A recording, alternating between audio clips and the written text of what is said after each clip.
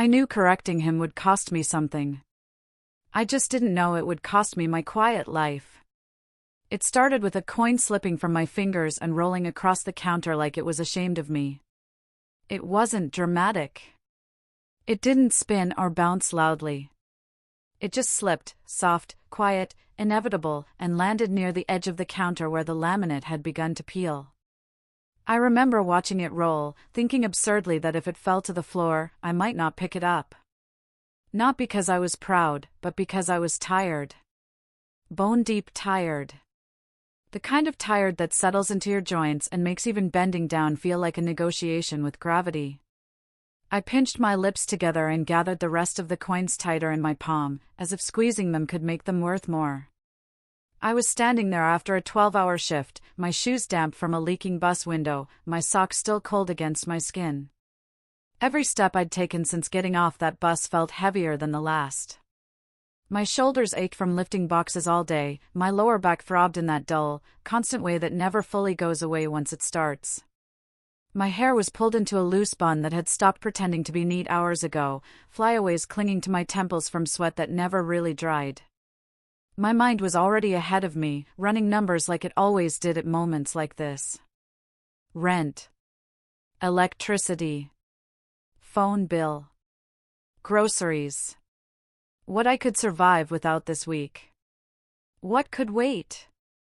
What absolutely couldn't? I did this math so often it felt automatic, like breathing, inhale, exhale, subtract. The grocery store was loud in that tired, end-of-day way. Not chaotic. Just worn. Beeping scanners that sounded more impatient than efficient. A baby crying 3 lanes over, the cry sharp and desperate in a way that made my chest tighten. Plastic bags snapping open and shut like irritated fingers. Somewhere behind me, a man sighed loudly, the kind of sigh meant to be heard. The fluorescent lights hummed overhead, unforgiving, exposing everything, dark circles, cracked hands, frayed cuffs. There was no hiding under lighting like this. You either looked fine or you didn't. And I didn't. I could feel eyes on me. Not all of them. Just enough to make my skin prickle. I focused on the counter. On the total glowing red on the screen. On the loaf of bread sitting closest to the cashier, already bagged, already decided. Then he laughed. Not loud. Not sharp. Not the kind of laugh that turns heads. Just amused. It slipped into the noise of the store almost unnoticed, but my body reacted before my mind did. My shoulders stiffened. My fingers curled tighter around the coins. Something cold slid down my spine. Is that all? He said. I didn't look up at first. I didn't have to. I could hear it in his voice, that faint lift at the end, the casual disbelief wrapped in smooth confidence. The way people speak when they've never had to calculate whether bread is worth more than dinner. He glanced at the coins in my palm like they were a joke someone told badly. Like they were props in a scene he wasn't meant to take seriously. I felt it then, that familiar shrinking feeling. The one that starts in your chest and works its way outward, making you want to fold in on yourself, take up less space, disappear between aisles stocked with things you can't afford anyway. People like him don't have to raise their voices to humiliate you. They don't need insults or cruelty sharpened into weapons. The room bends for them anyway. The air changes. Conversations soften. Even the cashiers straighten a little without realizing why. I could sense it happening. The subtle shift. The way the cashier hesitated, eyes flicking between him and me, unsure who to prioritize. The way the man behind me stopped sighing. I finally looked sideways, not at him yet, just enough to confirm what my instincts already knew. Expensive coat. Dark. Perfectly tailored. Not new in a flashy way, but well kept, like it belonged to someone who didn't worry about replacing it. A watch at his wrist that caught the light when he moved, understated but unmistakably costly. His posture was relaxed, loose, like he had nowhere else to be and nothing pressing on his time. He was too close. standing closer than necessary. Like the concept of personal space didn't apply to him. My face burned. Heat rushed up my neck, across my cheeks, behind my ears. I hated that feeling more than anything, the betrayal of my own body, broadcasting embarrassment before I could mask it. I hated how poverty always announced itself before I could explain it. How it spoke for me, louder than my words ever could. I wasn't careless. I wasn't irresponsible. I worked hard. I worked constantly. But none of that showed up in moments like this. All anyone saw was loose change and tired eyes. "I'll put the bread back," I muttered. The words came out automatically, practiced. I'd said versions of them before.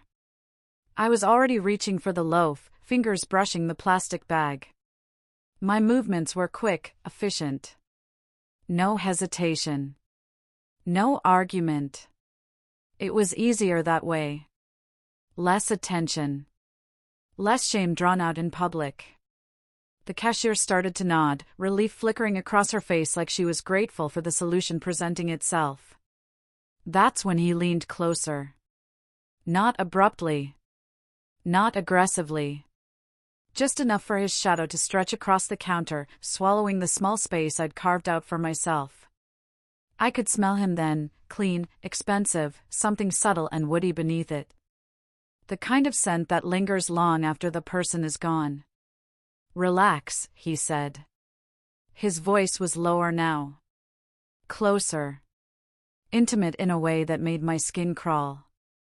I've seen beggars carry more confidence.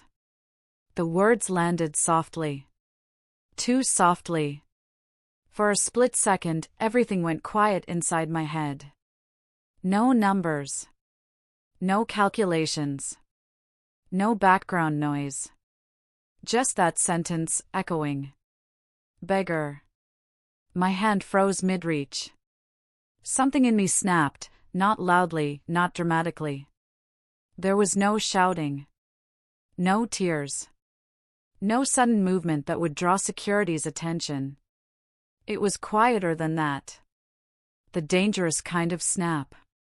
The kind that happens when you realize you're more offended by how expected this feels than by the insult itself. When you realize you've been bracing for it your whole life. I straightened slowly, deliberately, like if I moved too fast I might lose control of my voice. My heart was pounding, not wildly, but steadily, insistently, like it was keeping time for what came next. My palms were damp. My fingers trembled just enough that I curled them into a fist, nails pressing into skin. I could feel him watching me now, curious. Interested. Like he'd poked something to see how it would react. Why was I like this? Why couldn't I just stay quiet, take the hit, go home? I told myself to breathe. In through my nose. Out through my mouth. Just like I did when supervisors raised their voices or customers complained about things I couldn't control. I lifted my head. I looked up at him for the first time. Really looked. His face was sharper than I expected. Strong jaw. Clean-shaven. Dark eyes that missed very little, already scanning my expression like he was cataloging reactions. There was confidence there, yes, but also something else. A restlessness. A boredom that came from always being in control. Our eyes met. For a moment, neither of us spoke. The cashier held her breath. I could feel it. The people behind me leaned in without meaning to. The store seemed to narrow until it was just the counter, the coins, and the space between us. I didn't raise my voice. I didn't sneer. I didn't apologize. Calmly, so calmly my own heartbeat surprised me, I spoke. Begging, I said evenly, is asking for something you didn't earn.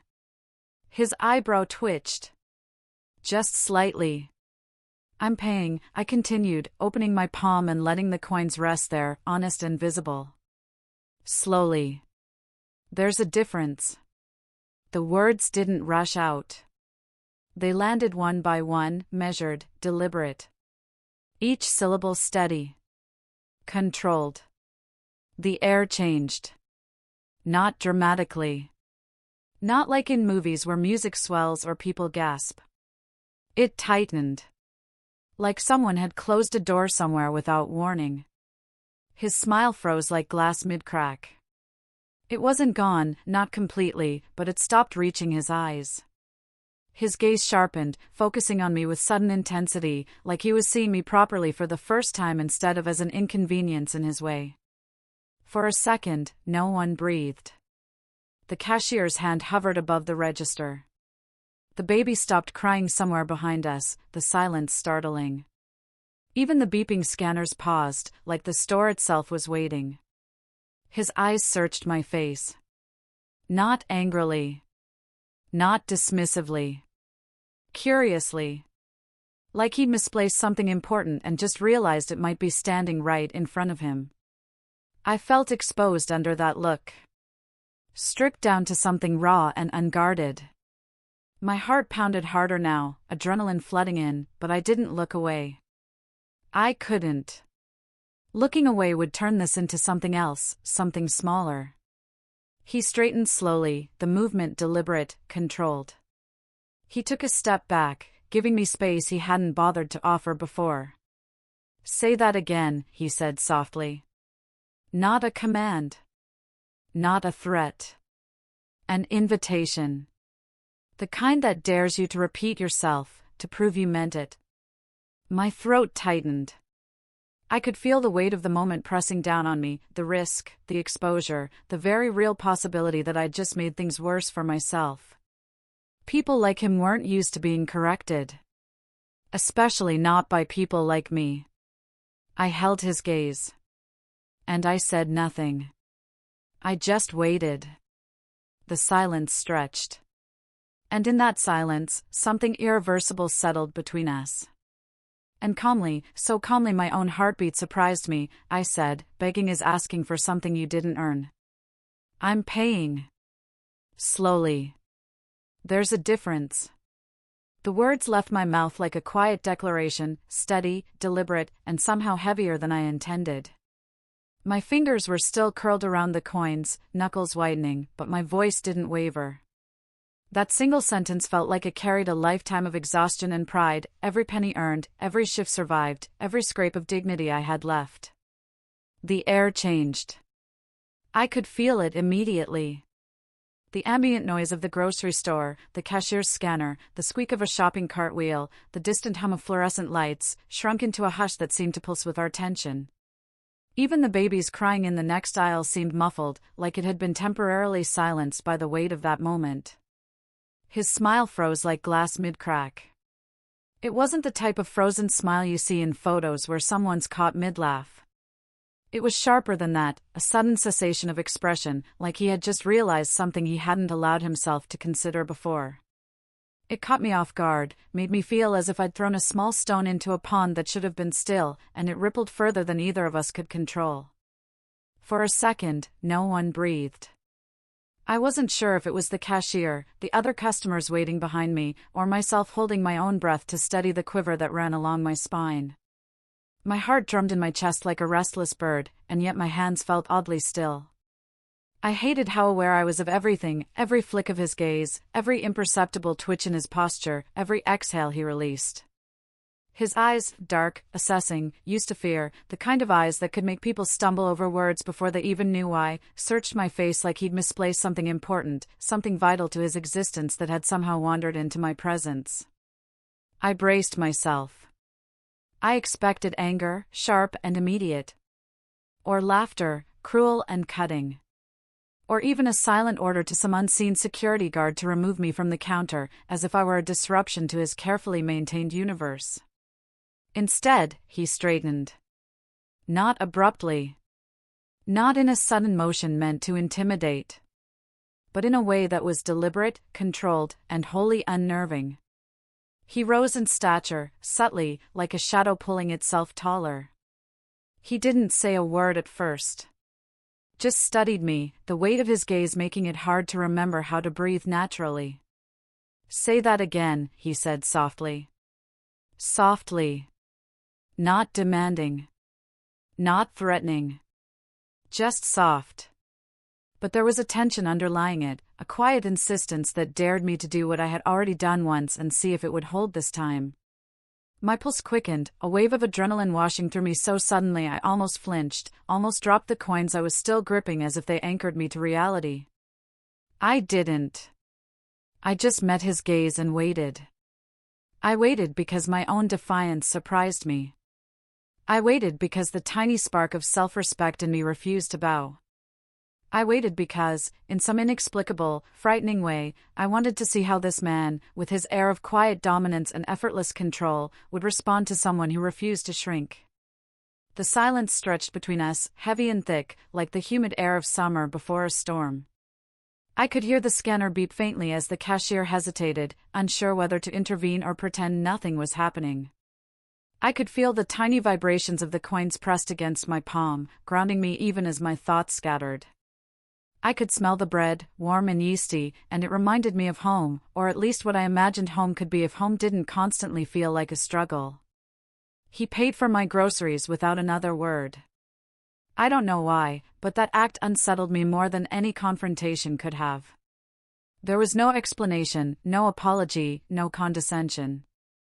Just a silent acknowledgement that, in that moment, I had stood my ground. It was simple, transactional, but it felt like a challenge that neither of us had verbalized. I told myself that was the end of it. I really did. I told myself he was a stranger. A man whose world I had no right to enter. Someone who had appeared, briefly, to provoke, to amuse, and then would vanish just as easily. I told myself I had other things to focus on, rent that was overdue, meals that had to be bought, the long hours waiting tables at the cafe where my boss sometimes ignored me, sometimes shouted at me. Life was enough without complicating it with dangerous strangers. I was wrong. I already felt the mistake before I realized it. Like the first chill of winter that brushes past your neck and you can't shake it. I was 22, living in a cramped apartment that smelled faintly of boiled rice and old paint, a smell that stuck to everything and made the space feel both mine and unbearably small. The peeling wallpaper whispered reminders of rent I couldn't always pay on time, of walls that had absorbed every sigh and whispered complaint I'd ever uttered in solitude. My mattress sagged in the middle, my dishes were mismatched, and my life was simple in the way that only struggling lives are: work, bus, sleep, repeat. No room for drama. No room for men who wore tailored coats and carried danger like a second spine. Yet here he was. 3 nights later, I saw him again. Not in some orchestrated encounter. Not at a cafe across town or in a crowded street where coincidence would excuse his presence. He was outside the cafe where I worked weekends, leaning against a black car that didn't belong in my neighborhood. It gleamed under the streetlights, slick and secretive, as if it had been painted to hold shadows. City lights slid across its surface like liquid silver, hinting at power I didn't yet understand. My stomach dropped. Not fear. Not exactly. A combination of fear, curiosity, and something deeper I didn't want to admit. Something that made my chest tight and my breath uneven, something that made me suddenly aware of the smell of my own hair, the dampness of my jacket, the way my fingers twisted in the folds of my apron. He wasn't smiling now. The amusement that had colored our first encounter was gone. His expression was measured, controlled, but there was an intensity there that made my pulse spike anyway. Like a predator assessing prey, perhaps, but also like someone quietly evaluating the world for the first time in a long while. "You forgot your bread," he said, holding out a paper bag toward me. I froze. My hands twitched in the pockets of my apron, uncertain whether to reach for it or step back. I stared at the bag like it might vanish if I blinked. "I didn't forget it," I said finally, my voice small, higher than I intended. "You bought it." There was a pause. Just a beat, stretched enough to feel like an eternity in the hum of the streetlights and the distant traffic. The night air was warm, sticky with humidity, carrying the faint smell of rain that had yet to arrive, the scent of roasted coffee from the cafe wafting up my nose. I could hear the soft shuffle of his shoes against the sidewalk.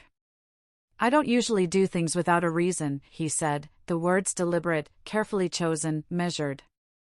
There was a weight to them that made me lean back instinctively, though I had no intention of retreating. I swallowed. My throat dry. Then why? I asked, hating how small my voice sounded in the quiet evening.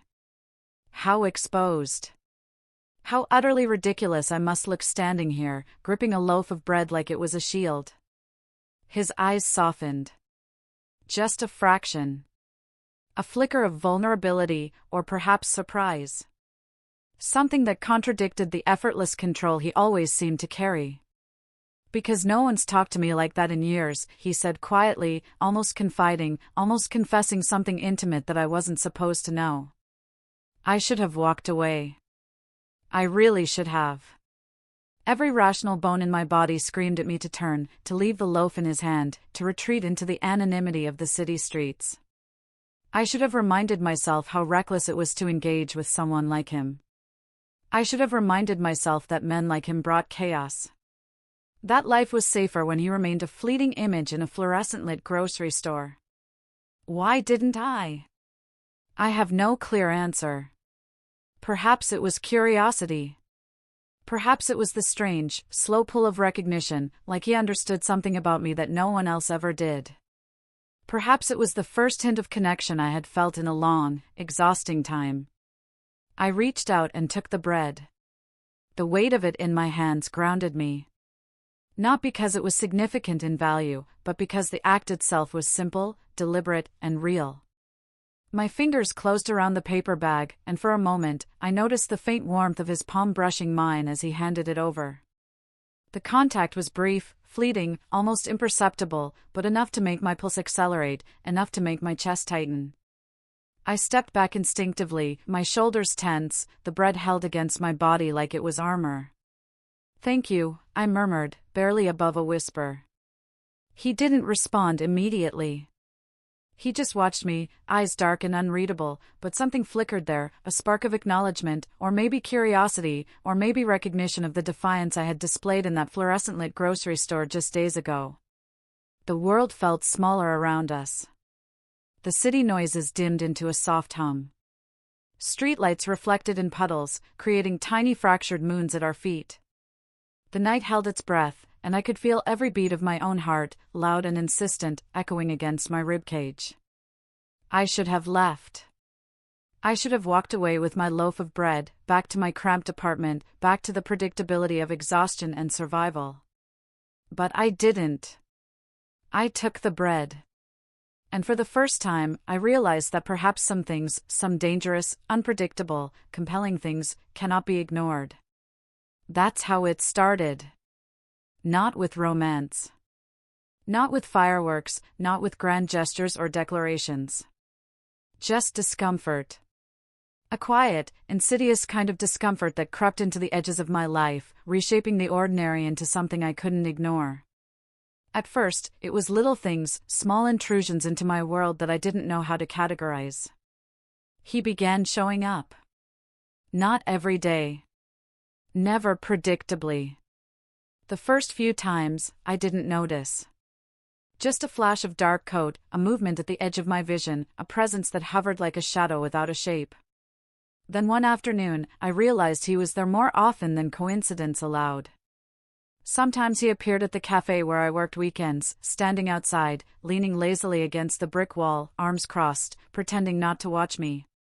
Pretending not to notice the way I wiped down tables with hands roughened by constant work, the skin cracked at the knuckles from soap and water.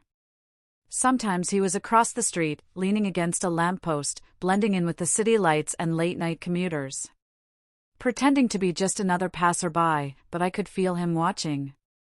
The way shadows bend in his presence, the subtle shift in the air. It wasn't just that he was looking, it was that he was assessing, cataloging, silently measuring everything about me.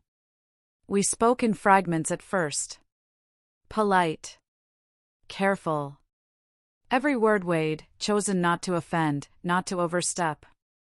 "Coffee's stronger than usual today," I said one morning when I noticed him in the corner booth, notebook open, pen tapping. He looked up briefly, eyes catching mine, dark and unreadable. Maybe it knows who needs it. It was such a simple, small sentence. Almost meaningless. And yet, it sent my pulse racing. I learned his name was Luca. Not in the way people usually introduce themselves. Not in the casual handshake, the smile that comes with a social expectation. No, I learned it in fragments too, when a waiter addressed him, when someone whispered it under their breath, when I overheard it on the phone he didn't notice I'd glimpsed. Luca. A name as smooth as silk and as sharp as a blade. He learned things about me too, in equally small increments. I learned he could read the way I hated being pitted. I learned that he noticed how I bristled when someone commented on my worn shoes or the tired lines in my face. I learned that some part of him respected that, or at least found it, interesting. I also learned the city lowered its voice when he passed. Not figuratively. Not in some abstract metaphor about power or influence. No. People moved. Doors opened faster than necessary. Men with suits and badges nodded with a weight of respect that felt almost ceremonial. The air shifted, as if the city itself bent to accommodate him, like it instinctively recognized danger, like it feared consequences I could barely understand. I felt it before I understood it, and when I did, fear crawled in. Deep, cold, insistent fear that wrapped itself around my spine and made my skin tingle. Why him, of all people? I asked myself that every night, long after my shift ended and I was walking home beneath flickering streetlights, the city buzzing quietly around me. Why him? Why had he appeared, quiet, impossible, intrusive? Why couldn't I simply look away? Why did he command my attention without trying? I told myself it was nothing. Just curiosity. A fleeting distraction. Two people colliding once and refusing to fully uncross. But it wasn't nothing. Because then there were the glances. The ones that lingered too long, that carried meaning I couldn't translate. The first time I noticed it was when another man, a regular, a customer I saw every Saturday, smiled at me, friendly, casual, completely unaware of the tension I felt coiling in my chest. My pulse spiked before I could stop it. And out of the corner of my eye, I caught Luca's jaw tighten. Just slightly. But enough. Enough to make the blood in my veins feel hot, enough to make the air in the cafe seem thicker. The second time, he spoke my name, softly, casually, almost as if it belonged to him already. Every syllable felt heavy against my eardrum, deliberate in its cadence, like he was testing its shape, savoring its sound. And every time, something inside me broke open a little more. Something I couldn't control. Something I didn't want to. You shouldn't be seen with me, he said one night, standing too close under flickering streetlights. It wasn't a command.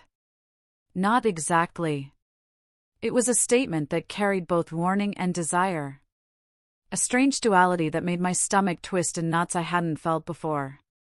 The night air smelled faintly of damp asphalt and leftover coffee from the cafe, heavy with humidity. The light flickered across his face, highlighting shadows along his cheekbones and jawline. My hands twisted in the folds of my coat without my realizing it. I didn't ask you to come, I shot back. The words were sharper than I intended. Too defensive, too pointed. I wanted to sound casual, nonchalant. I wanted to hide the tremor in my voice that betrayed my own heart. But my words rang out anyway, echoing slightly against the narrow alley walls. A smile tugged at his mouth. Slow. Deliberate. Not entirely kind, not entirely cruel. That's the problem. The complication arrived quietly. Like rain you don't notice until you're soaked. It wasn't announced with drama or fanfare. It didn't slap me in the face or crash into my life with cinematic music swelling. No, it slithered in, subtle and insidious. I felt it first in my chest, tight and insistent, making it hard to breathe normally. I felt it in the way my fingers flexed against my coat, the way my pulse thumped against my ribs, loud and impossible to ignore. I wondered if he knew. If he understood the tension his presence caused. The tremble in my hands. The uneven breaths. The way my mind spun scenarios and counter-scenarios. What if I misread him? What if I misjudged myself? What if stepping closer, saying something different, moving slightly to the left, what if it meant everything? I also wondered if I cared. The rational part of me, the part that had survived 12-hour shifts, the part that counted rent and groceries and pennies, screamed to retreat, to step back, to disappear. But another part, a part one didn't recognize, didn't want to acknowledge, leaned into the discomfort. It drew me closer. Made me linger. Made me want to see what would happen if I didn't follow the rules, didn't step back, didn't run. The night wrapped around us. A quiet hum of city life, distant sirens, a motorcycle in the alley down the block, the soft scrape of a garbage can lid somewhere in the shadows. The world carried on. The ordinary continued as if none of this, our collision, our small charged moments, our unspoken understandings, mattered. But I felt it. Every heartbeat, every breath, every subtle shift in his posture felt monumental. Why him, of all people? Because he was different. Dangerous, yes. But different. He didn't offer comfort, and he didn't offer protection. Not the kind I could claim or rely on. But he forced me to notice myself. Forced me to stand taller, speak louder, take up more space. He was a challenge I hadn't asked for, and yet, somehow, I was drawn into it. I noticed the small things, the way he never let anyone else speak for him. The way he carried himself, careful, precise, like he measured every step. The way he paused before entering a room, scanning, always scanning. And yet, he noticed me too. Not in a casual, passing way. Not in a glance you forget the moment after. But in a way that lingered. That held. That weighed in a way I hadn't realized I craved. And I hated myself for it.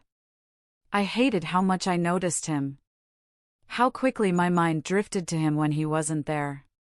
How every small act, holding a coffee, brushing a strand of hair from my eyes, counting the coins I carried, felt amplified when I knew he might see it. How my pulse leapt when our gazes met, even in passing. "You shouldn't be seen with me," he said again. The words repeated in my mind like a warning, a mantra, a line I couldn't escape. And I realized, in that quiet, suffocating moment, that I didn't want to walk away. Not yet. Not ever, maybe. The rain, finally, began as a whisper against the street, soft and persistent. Drops fell against the pavement, sending tiny splashes around our feet. The wet air clung to my skin, to my hair, soaking the hem of my coat. And still, we stood there, the tension between us pulsing, unspoken, undeniable. Every step I could have taken back to safety, every excuse I could have invented to leave, had vanished. I stayed. Because I was learning that discomfort sometimes felt like life. Sometimes like awakening. Sometimes like the first taste of something impossible to name, impossible to escape, and impossible to ignore. My coworker whispered his surname one afternoon. It wasn't meant for me. It wasn't intended to upend my world. It slipped from her lips like a mistake, half lost in the hum of the cafe, the low chatter of customers, the hiss of the espresso machine. I caught it anyway, caught it like a bullet I didn't see coming. The news played quietly in the background, the small television mounted near the corner of the cafe murmuring over the clatter of cups and the scrape of spoons against saucers. Something about ports. Investigations. Violence dressed up as business. The words felt foreign, distant, until they weren't. Until they landed squarely on my chest, heavy enough to make it hard to breathe. My fingers froze mid-motion as I wiped a table.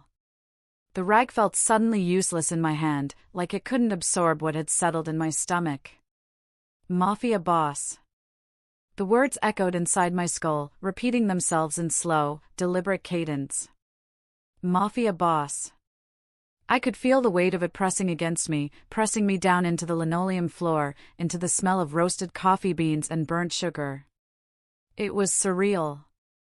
A name I had whispered in passing, a man I had laughed at internally when I first saw him, a stranger whose eyes had haunted me for days, suddenly carried a gravity I couldn't escape. My hands shook despite my best efforts to anchor them in routine. The napkins I folded became a blur of white, the cups clinking in my hand seemed louder than they should. Every breath felt heavier. Every step toward the door felt like wading through something thick and unyielding. I had to know. I couldn't let it sit in my chest like a stone. I had to confront him. The parking lot outside was nearly empty. Evening shadows stretched long, distorted by flickering streetlights. The asphalt smelled faintly of gasoline and hot tar, the scent clinging to the soles of my shoes. The world around me felt slowed, suspended. I told myself I was being dramatic. I told myself I was overreacting. But the truth was, fear had already taken root, and curiosity followed close behind, sharp and insistent. He leaned casually against the hood of his car, the same black car that had startled me days before. The city lights reflected off its polished surface like shards of glass, refracting into tiny fragments around us. My fingers curled into fists at my sides. My knuckles ached, though I couldn't tell if it was from tension or anticipation. Was any of it real? I demanded, my voice rising before I could stop it. Or was I just entertainment? The words hung between us like smoke. I expected a reaction, anger, dismissal, a sneer. I expected him to step closer, to threaten, to assert. But his face went still. Completely still. And that stillness scared me more than anger ever could. I had never seen him like that. Not amused, not dangerous, not confident. Just still. Like a shadow frozen in place, like the air around him had solidified. The tension was palpable. I felt it coil through my chest, sink into my stomach, spread across my shoulders. I never lied about who I was, he said finally. His voice was low, even, carrying no weight of guilt, no attempt to justify himself. Just an unflinching truth. You never told me either, I said, my voice quieter now, uncertain. Vulnerable. Because I realized that in all our encounters, the glances, the fragments of conversation, the shared silence, I had never asked. And now that I knew, now that the word Mafia boss hung like a scar across the space between us, I couldn't help the tremor that slipped into my tone. Silence stretched between us, thick with things unsaid. Heavy with what we could not voice. It settled over us like the first chill of winter creeping into a room that wasn't ready, pressing against our skin, making the night feel tighter, smaller, more suffocating. I stay away because people get hurt, he said finally, his gaze dropping to the ground for just a moment before snapping back to mine. And you don't belong anywhere near my world. I laughed bitterly. Not the light, casual laugh of someone amused, but the sharp, cracked laugh of someone who suddenly feels absurd in the face of impossible stakes. You mocked me for being poor, I said, the words cutting through the evening air, rebounding off the asphalt and empty storefronts. His gaze softened slightly. Not much, just enough. I mocked you, he admitted quietly, almost hesitating as he spoke, because I didn't know how else to look at someone who wasn't afraid of me. That confession broke something open in me. Something I hadn't realized was held so tightly until it was released. Fear and curiosity collided, coiling together with something warmer, something I wasn't prepared to name. My heart pounded, each beat a reminder that I was standing in a parking lot at night, facing a man whose power could swallow lives, whose presence could alter the course of the city, and yet, he was confessing to me. We didn't touch. Not physically. Not deliberately. Not yet. We didn't kiss. Not even a brush of lips or cheek, nothing to make the world around us pause in the cinematic way stories always claimed would happen. And yet the tension lived in the almosts. The brush of his coat against my arm when he shifted slightly closer, just enough for me to feel the warmth of him radiating through the thin fabric of my own jacket. The subtle change in his breath when I stepped closer, a quiet, measured exhale that spoke volumes. the restraint vibrating between us like a wire pulled too tight, humming with energy that could snap in a single moment. I felt every detail. The soft scrape of his shoes against the asphalt as he shifted his weight. The faint scent of cologne, expensive and understated, mixed with the sharp tang of city air and exhaust. The way the shadows fell across his face, highlighting the angles, making his expression impossible to read completely. The subtle catch of light in his eyes as he studied me, tracing every twitch of my lips, every flicker of my eyebrows, every nervous adjustment of my coat. I realized then that our connection didn't need grand gestures. It didn't need a kiss, a touch, or a dramatic declaration. It existed in these tiny moments, the brush of air, the slight proximity, the almost confessions, the truths spoken quietly in the dark. And yet, the danger was ever present. I knew the stakes. I understood them, even if I didn't fully grasp the extent. He had warned me, clearly, quietly, without raising his voice. The world he inhabited was not my own. People got hurt. People vanished. And I, somehow, had stepped into that orbit without knowing how close I already was. My fingers twitched at my sides. My hands felt heavy, as if weighed down by both fear and anticipation. My chest ached, my heart hammering in rhythm with the quiet of the night. Each breath I drew was deliberate, conscious, a way to anchor myself while the rest of me threatened to unravel. "Why tell me?" I asked finally, almost a whisper. Almost afraid of the answer. He looked at me then, really looked, and for the first time I noticed the faint tension in his jaw, the subtle lines in his forehead that betrayed long hours, careful planning, relentless calculation. "Because," he said, voice low, carrying a weight I couldn't name, "I wanted you to know the truth before it became necessary for you to realize it in another way." I swallowed hard, the words catching in my throat. The night seemed to pulse around us, alive and charged. Somewhere, a car passed, the engine low and rumbling, breaking the silence for just a moment before it swallowed itself back into the distance. The world seemed to hold its breath with me, as if aware of the fragile balance we now teetered on. I wanted to step back. I wanted to run. I wanted to remind myself of all the reasons I should leave, all the common sense I had cultivated through years of careful survival. But I didn't. Instead, I stayed. I stayed because of the almosts. The energy between us, taut and electric, filled with things neither of us could say aloud yet.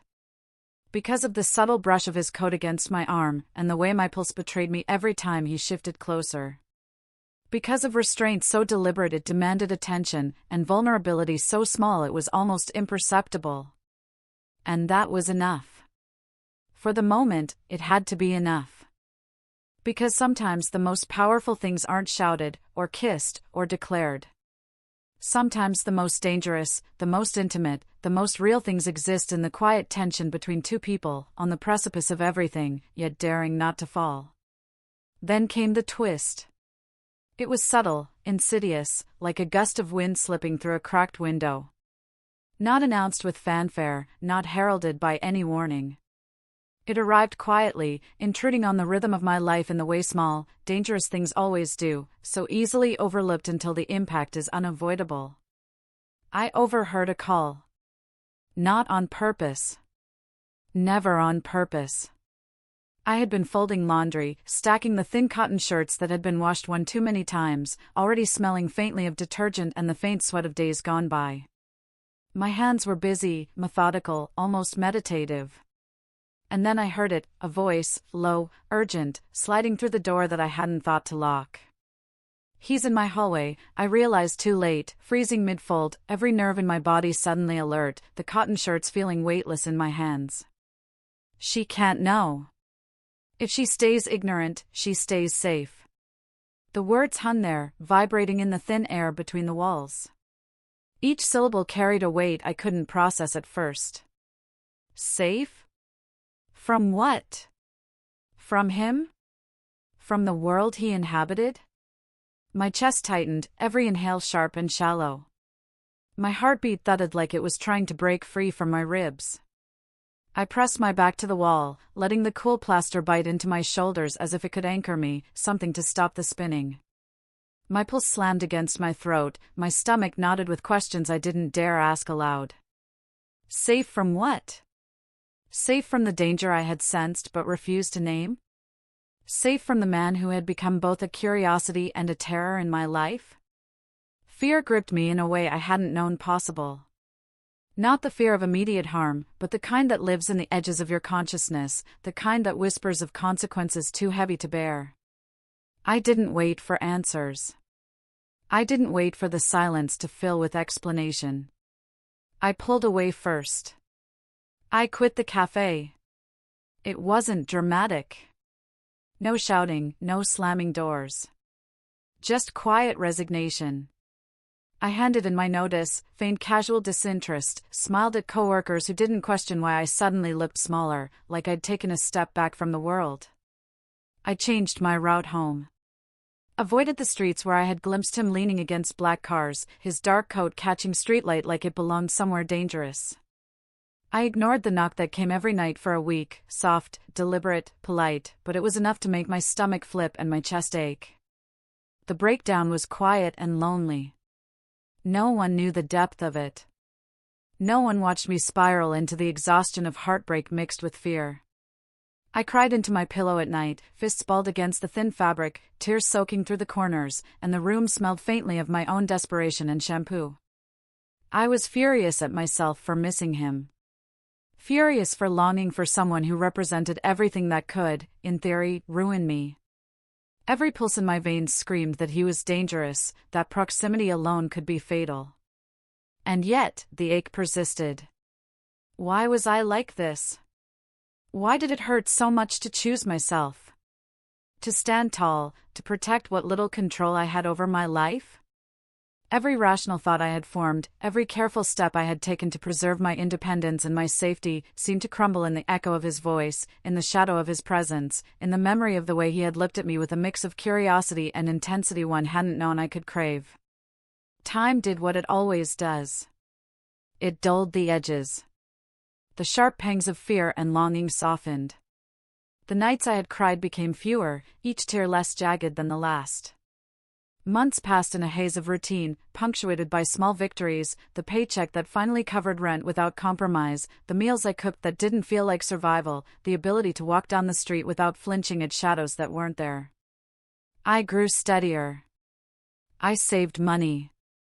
Learned to stand taller at counters, hold my head high when ordering groceries, when asking questions at the bank, when navigating the smallest humiliations that life had a way of throwing at those with less. I rebuilt myself in increments, brick by careful brick, stitching together a confidence that felt almost fragile in its newness but undeniably mine. Then, months later, the universe, or fate, or whatever orchestrated coincidences, decided it was time. He found me anyway. At the same grocery store. At the same counter. Nothing had changed about the place, and yet everything had. The fluorescent lights glared down in the same way, the beeping scanners echoed like familiar music, the smell of plastic bags and stale bread filled the air. But I was different. Different in ways subtle and profound. My hands didn't shake over the coins, my eyes didn't dart away when someone wealthy or dangerous entered my line of sight. I was careful now, yes, but I was also firm. Stronger. Older. Wiser. And aware that this encounter would not be easy. I'm leaving, he said without greeting. No preamble. No small talk. Just the words, flat, almost clinical, like he had measured the impact of each one before releasing them into the air. I studied his face. Tired. Unguarded. Human. Flaws creeping through the mask of control he always wore so well. Why are you telling me? I asked. My voice was steady, deliberate. I wanted to know the reason. I needed it. Even if I didn't like it, even if it would change everything I thought I had recovered from. Because you deserve the truth, he said. The weight of that phrase hung in the air, heavier than any physical presence. I pulled away because I was planning to dismantle everything that could touch you. I swallowed, trying not to let the lump in my throat betray me. And now? Now I don't know if loving you means walking away, or finally asking you to stay. I felt the room shrink around my heartbeat. The lights flickered in the ceiling above, the fluorescent hum buzzing like a cord stretched too thin. The sound of the scanner beeped as another customer checked out in the background, but it felt distant. My pulse filled the space, echoing in my ears, reminding me of everything I had lost, everything I had feared, and everything I had almost let go. I thought of the girl with the coins. The 22-year-old who had counted pennies and felt shame bleed through her skin. The one who had faced the first blush of danger and desire without knowing which was which. The one who had learned, painfully, that some people's presence could break and remake you simultaneously. And then I thought of the woman I'd become. The one who stood taller at counters. The one who had learned to save, to survive, to demand space and respect without apology. The one who understood that safety wasn't guaranteed, that fear couldn't be avoided, but that she could choose how to face both. I won't be protected from life, I said softly, letting the words float in the narrow space between us. But I won't be mocked by it either. The faintest hitch in his breath caught my attention, subtle but undeniable. The dark intensity in his eyes faltered, if only for a heartbeat. I saw vulnerability flicker there, rare, fleeting, human. I took his hand. Not because I was fearless. Not because I had fully erased the memory of fear, or danger, or what his world represented. But because I was done running. Done shrinking. Done letting circumstances and shadows dictate the limits of my courage. Whatever happened next, I chose it. And for the first time, I realized that he was choosing it too. Not out of obligation, not out of control, not out of habit, but out of the same deliberate, impossible need to reach across the divide between fear and desire. To bridge the chasm we had both skirted, careful not to fall until we were ready to leap. The moment stretched, fragile, electric, and charged with all the quiet power of decisions made from the heart instead of survival. I felt my pulse, steady now, strong in my chest. I felt the press of his hand against mine, not as a claim, but as an acknowledgement. A promise. An admission of shared risk. A mirror of my own daring. The air around us was heavy with the scent of bread and plastic, the faint ozone tang of refrigeration, the lingering aroma of roasted coffee from the cafe a few doors down. But all of it faded beneath the intensity of this decision. All of it shrank under the quiet thunder of what it meant to stop running, to stop hiding, to claim presence in someone else's orbit despite the danger, despite the risk. And I realized, as I held his hand, as I measured his gaze, as I felt the tension in every micro-movement between us, that choice, this deliberate, human, reckless choice, was the first truly free thing I had done in months. The past, with its fear and shame, the mistakes and near misses, the small humiliations and lingering tension, had brought me here. To a counter. To a hand held. To a moment where the world, in all its chaos, became entirely ours for the briefest, most intimate of seconds.